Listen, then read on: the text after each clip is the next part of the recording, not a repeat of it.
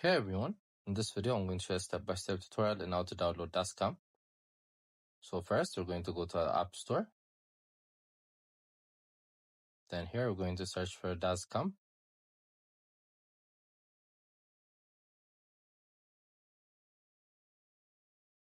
So we're going to click on the first app that pops up.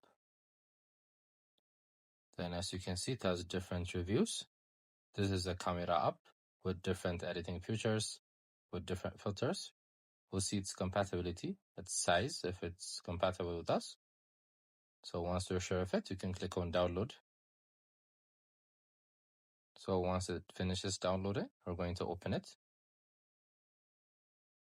Then we're going to allow camera. Then next, we can use it as much as we want. It's such a fun app which has different features. I hope you guys like this video. Subscribe for more, like for more, share for more. Goodbye.